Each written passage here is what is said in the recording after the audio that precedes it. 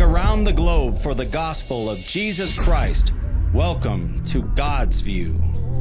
Will soon become new from God's view. Hello and welcome to God's View. We're so glad you joined us. If you're joining us on Facebook, wow, you are really in for a ride. And all over the world, this program is going to change your life and many people's lives. I mean, you do not want to change the channel. You want to share with your friends, call your friends, tell them to turn on the TV. And remember, while we're going through the program, call 307-637-PRAY. It's always right behind my head at the screen when we have a full shot.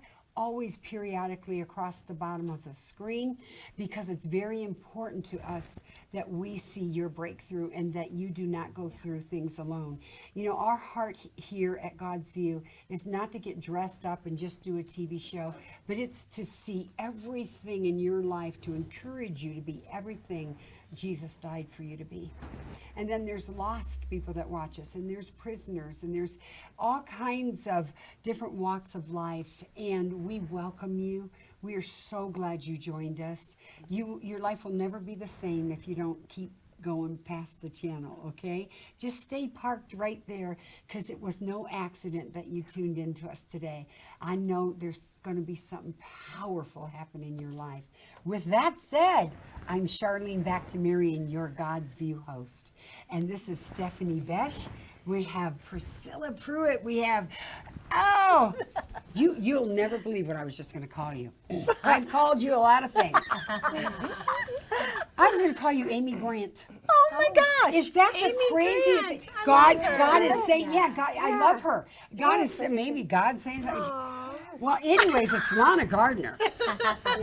Like you all know, she's not Amy Grant, but she's so pretty. And then won't you help us welcome our very special friend? She's a friend, she's a guest, she's ordained through my ministry, well, God's ministry, my husband and I, it's not ours. And but sometimes the my and the I's I don't like, but you know, sometimes they just come out of your mouth, but it's God's ministry. Amen. And he has great plans through Kathy's life, and he's done, I mean, when you hear her story, you're going to say, you can do it. You can do it, okay?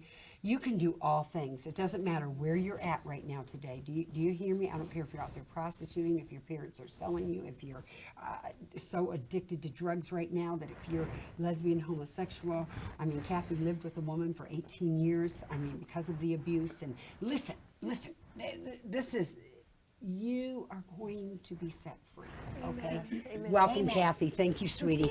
Yeah, and one thing I forgot to say, she's been my spiritual daughter for years, and so, anyways, and I've been her mentor, and so there's just a lot of stuff that this gal's got to say. Yeah. Okay, go for it, Kathy. All right. Kathy. Well, it's so good to be here today, and you lovely ladies, and the audience. Yeah. So, I'm going to begin my story. When I was a little girl, I was 12 years old, and my sister was 11, and that's when we actually went into our first foster home of 6. Now, prior to that age, my dad was an alcoholic, and there was some abuse. And so basically at the age of 12, we went into our first foster home. So Kathy, was it sexual abuse with your real father? There was some abuse with my real dad. Mm-hmm. Yes, absolutely. Mm-hmm. Now, upon saying that, I do want to say that my dad has passed, and I have to believe that he's in heaven. I'd forgiven him a long time ago. Yes, yeah, that's a good thing, yeah. Yeah. However, so when we went into the first foster home, we were, my sister and I were raped by the adult boy. There was 4 children in the home, and he would take us during nap time and take us into the bathroom and just rape us. And that was the very first of, I tell people that I've been raped over 100 times, and it's true. I was raped even up until I was an adult. So, you know, I went through this foster home, and after a while, because I was lonely, I missed my parents, I didn't understand, I had questions. But after a while, I was like, wow, this man loves me. And so he was giving me the attention that I desperately needed from my mother and my father. And so, unfortunately, that's, you know, my identity was very confused. Oh, Of gosh, course, you know, because now I'm like, okay, so to be raped is to be loved. Of course, I know that not to be true now. Well, yeah. You just didn't know However, any better. You didn't know Yeah. what love was. Happened Right. from the side. right. So, so then later in life, so we did go through 6 foster homes, and the very last one, my Jesus. aunt and uncle. Oh, by the way, I do want to say this because there are kids who are being abused in foster homes. We had to eat off of the floor. We had to clean with toothbrushes. We were left in corners for hours upon hours. And it was just, you know, it was a rude awakening, to say the least, you know. And so then later on, after the 6th foster home, my aunt and uncle said to my dad, okay, well, either come and get him or we're going to adopt him. And of course, my father did come and get us, and I'm glad for that. But yet, you know, he still stayed in his alcoholism, even though, you know, at this time we were going to church, and, you know, we were living with a family member and living the Christian life as best as I could as a teenager, which I was already confused, and the enemy had already sowed the seed of mass confusion, and my identity was stolen. Yes. So then, later on in the years, I, out of the blue, and I say out of the blue because the enemy always has tactic. He wants to steal, kill, and destroy. He certainly wanted to do that in my life. Later in years, I was living with my father, and I ran away to what's called the combat zone in Boston. It's one of the roughest areas. You know, you've got the strip of go-go dancers and strip dancers. I was a go-go dancer. You know, you've got the prostitutes, you've got the pimps, so I ran away down there.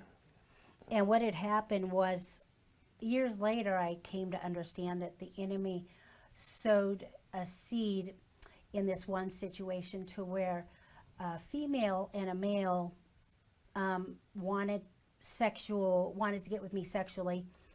And when I went up to the room with the male, the female showed up, and I was like, no, I don't know what this is. But see, that's where the enemy sowed the seed of lesbianism. Yes.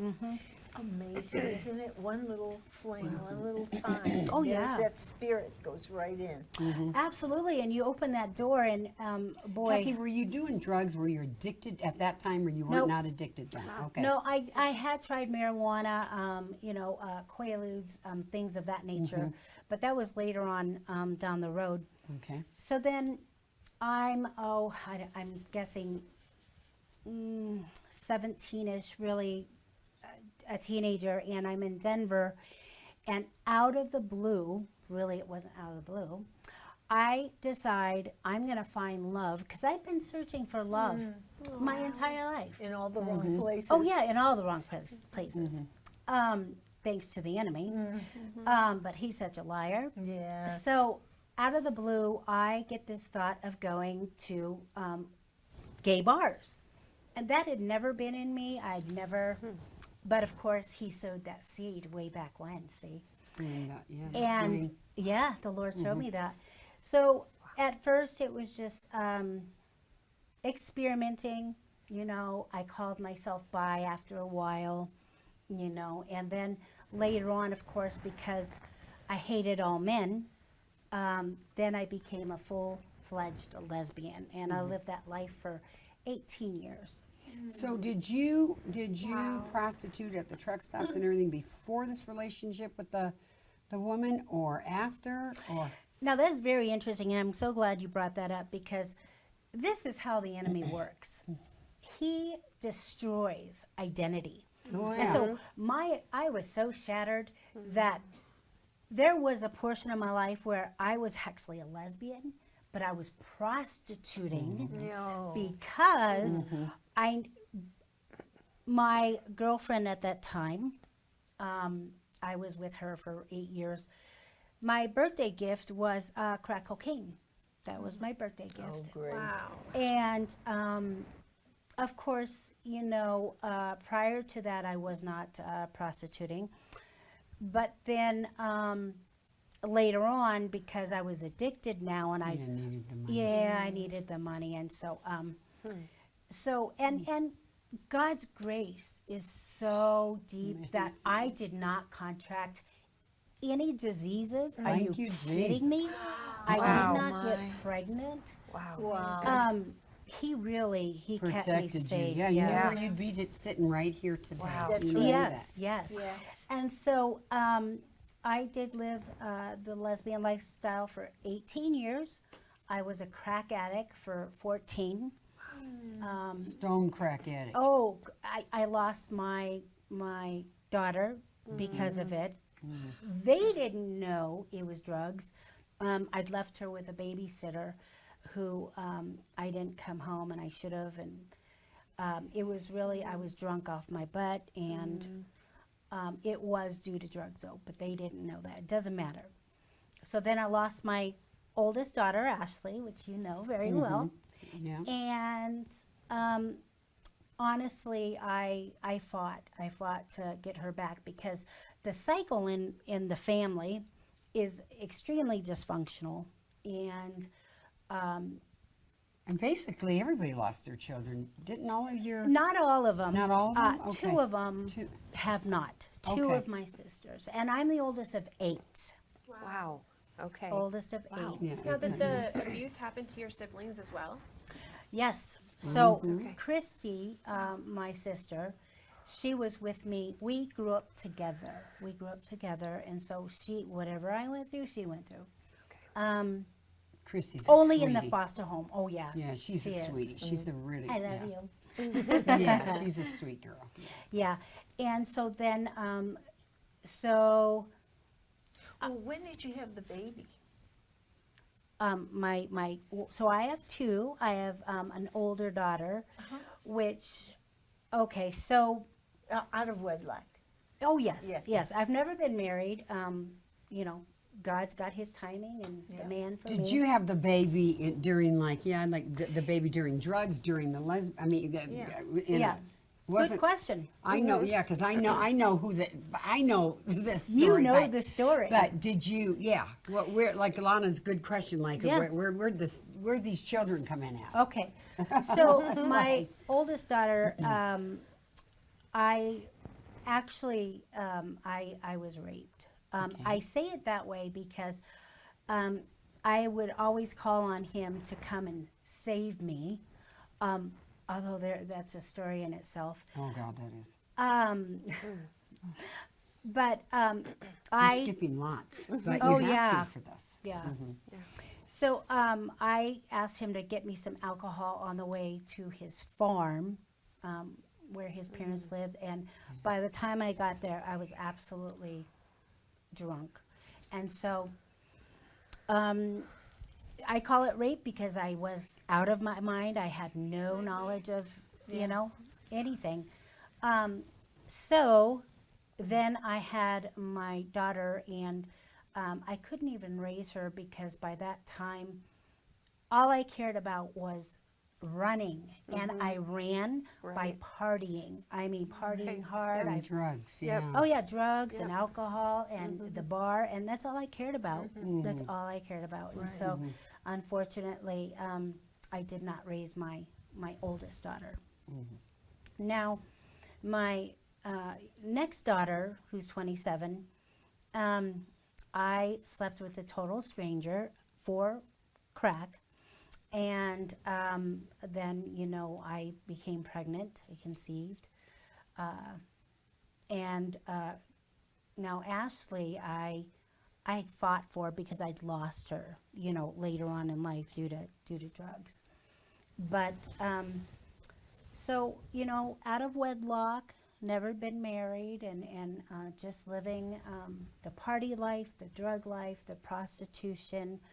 I used to beat people up because I was so angry. Yeah, When, so and yeah. all I But was, that's how I was when I was young. Yeah, Yeah. drugs, and you just want to beat people. You just want to do stuff. Yeah. Because you're so angry. You just yeah. got to Get it out of you. Right. And with that, just with this little break that we're saying things right now, please stay tuned because this is only part 1, and we're going to have part 2. We may have part 3.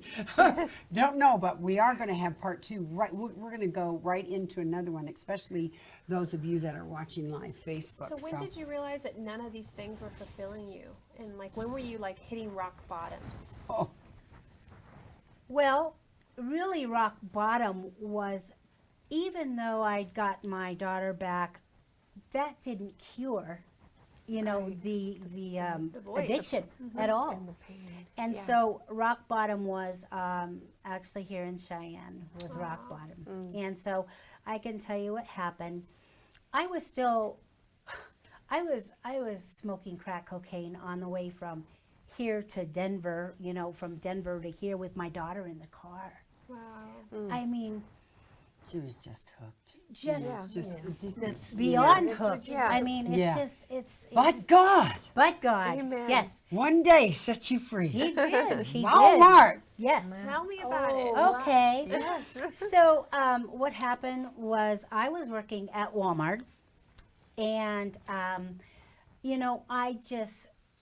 You still I had was the so habit? depressed. Oh, gosh, But that yeah. was in Cheyenne. She moved to Cheyenne by then, and she was Yeah. working at Walmart. Uh-huh. And so basically, Charlene has been my mentor, and she didn't know me. She didn't know anything about my story, but God downloaded on me through her. I And prophesied to her. Yep, going she through the came things right that through God my was doing. line. You were Drugs. checking I was out, just checking checking out. out. and you were the prophesied to her. cashier. I was the cashier. Okay. Yeah. Yeah. Wow. Wow. That's And I'm incredible. telling you, I mean, God, and this is the thing. See, I knew God. I knew right from wrong. Yeah. When I was living that lesbian lifestyle, I knew it was wrong. But you know what my cry was? My cry Couldn't was stop. no, my cry was, God, this woman loves me. How could Yeah. you say that this is wrong? So really, I was angry Yeah. at God because I thought, Sure. finally, Right. forget the Love men, you. hate Right. his men. Good. Yeah. Yeah. What? Why? Yeah. Even though I knew it was wrong. And so, So what would you say to someone that actually feels that way or is going through that right now? Well, finish your story. oh, There's so many Yeah, things. we got so I've many got things. I mean, questions. if we got to do gotta 3 do shows, but something. I know we're so like, Yes. let's finish that, and wanna then we know want to find out. Then she I can know. minister Yeah. to There's people. just so And, much. and how there's you so got much- oh, free. there's a lot. I There's want a to know lot. how you Oh, got they free wanna- from and that this- and too. this is So, the- this so is the finish your story of Walmart freedom. story. Yes, and and then so Yeah. you were still in. Yeah, we can backtrack You a were little bit, still but- in Yeah. that relationship when No. you No. no. Okay, well we can But wait go for ahead. that if Yeah. you need to. there's so much. It was difficult writing my gosh, book yeah. because Yeah. my life had bounce, and it was even hard for me to. I had to, and it's only 70 pages, but anyway, there was just so much. So I'll tell you about the freedom. So Let yes, me have one of your books so I can make sure. Charlene. Right now. This only said, listen. This book can't even begin to describe. We're only hitting pieces of her life, but the thing is she's got a book. Her ministry is called Predestined to Win. This book is called Predestined to Win, and we are pitching for a movie right now, Predestined to Win. And it's being written right now, the screenplay, and we will be pitching it in March in Dallas. And so, anyways, and I'm playing my part in it. So now I can put movie star to my resume. Oh man, then she's got a resume. Okay, so you met Charlene. Okay, let's Walmart. Here we Okay. are, Walmart. So Yeah. she's in my line, she just prophesied to me, and at that time I was depressed. I was on depressants. And I remember God said through that prophetic word, He's taking you off of medication. Oh yeah, he sure Wow. did. And I didn't know her from Adam. Oh no, Wow. no. So I mean, she must have prophesied a long time because God was downloading completely. Were there Thank God people nobody was waiting? in line. Yes, there was people. Oh, well, maybe there Awesome. was, They yeah, got to behind me, but see you know that. what? And Yeah. it The just, power you know of what? God. God the power. wanted to God, move. God And worked it yeah. out. maybe He Yes. arrested Those them and that- didn't let them see what was going Yeah, on. I don't yeah. know, but Well, they got to watch and say, I want that. and then I don't ever give people my car. Well, I'll let you tell a story. Okay, Go ahead. good, Yeah, I'm not, good. yeah, I'm not telling a story. So then, so I'm like, this is a woman of God. This is truth. God knows who I am, and He just spoke The the woman daylight. of I was just thinking that. Women Yeah. at the well. We were all thinking God that. is Yes. so Yeah. good. Yes. And so what The Samaritan. happened? Okay, so then, I think it was another time, or was it You the said same you day? were wrecked. You had to take lunch Oh or yeah, something. so okay, Yeah. same day. So I told them I wanted to take my lunch, and I beehived it. I looked for her in that store. I did. I had a mission, and I found her. And Wow. you know, I agreed. You've read my mail, and you're right. And then you gave me a card, and you said, well, you should come to church sometime. I don't need church. And then you I've been- called me and I Been told there, you. done Well, that. Yeah. It's the Yeah, and it message you didn't help need. me, you know, going to church all these years. But Yeah, it 'cause a bunch did, of dodos, because yeah. God was there. It did. It did. Yeah. Yeah. Did you think you invited Jesus into your heart at one point in your I had. Yeah. I had. Yeah. See, and He never took His hand off you. Never. No. Oh, never. He protected And you know me. what? The pastor at that time was really loved people. He didn't did. play games. No. And when Kathy called me, and she was mad. She was angry. I don't need no church. I don't need. And I says, you know, Kathy, what if it's just? Can you just go just Wednesday night? What if it's one message that would change and shift your whole life, and then tell what that message was? The Father's heart, right? The Father's blessing. Oh, the Father's and he was the blessing. pastor was Wow. giving those that never had a father's Oh, blessing. yeah. And that's A exactly blessing what that you needed. night. That's Oh, my exactly what I goodness. needed. Mm-hmm. Yeah. I cried through the whole thing. I you know, I She was needed like, a father's blessing. yeah. Yes. You were getting Man, To living. heal. Oh yeah. God Set was free. coming out of you in those So- tears. It Yeah. really Yeah. touched So when her. did the Wow. addiction break? Was it immediately that night? Like, how did that happen then? Because you said Probably you got Pretty much Wow. immediately. Wow. Yeah. You Uh-huh. were delivered. Oh yeah. Yeah. Yeah. Wow. Yeah.